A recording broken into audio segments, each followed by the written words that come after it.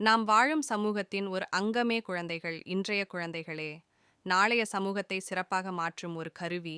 இந்த சமுதாயத்திற்கு நல்லொழுக்கமும் நல்ல பண்பும் கொண்ட குழந்தைகளை கொடுப்பது ஒவ்வொரு பெற்றோரின் கடமையாகும். குழந்தைகளை எவ்வாறு வழிநடத்துவது? 1. ஒவ்வொரு குழந்தையும் மாறுபட்ட திறமைகளுடன் இந்த பூமிக்கு வருகின்றனர். ஒவ்வொரு குழந்தையும் தனித்துவம் வாய்ந்தவர்கள். ஆகவே ஒருவருடன் ஒருவரை ஒப்பிடாதீர்கள். 2. குழந்தைக்கு எதில் தனித்திறமை உள்ளது என்பதை கண்டறியுங்கள். கண்டறிந்து அதை மேம்படுத்த குழந்தைக்கு துணை புரியுங்கள். 3. நமக்கு கிடைக்காதது எல்லாம் நமது குழந்தைகளுக்கு கிடைக்க வேண்டும் என்று அதீத செல்லத்தின் பெயரில் அனைத்தும் கிடைக்க செய்கிறோம்.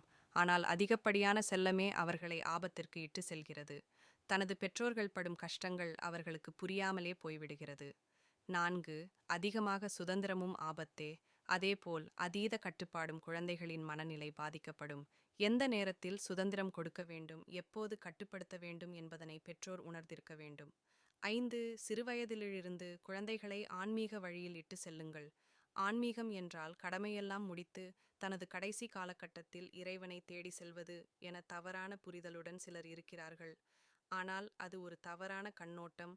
ஆன்மீகம் என்பது சுயொழுக்கம், சுய கட்டுப்பாடு, மற்ற உயிர்களையும் தன் உயிர் போல் எண்ணுவது, இறைவனை வெளியில் தேடாமல் தன்னுள் இருப்பவன் என்பதை உணர்த்தல் என்று இருக்கும்போது எந்த தீமையையும் நோக்கி மனம் செல்லாது. குரு வாழ்க. குருவே துணை. நன்றிகள்.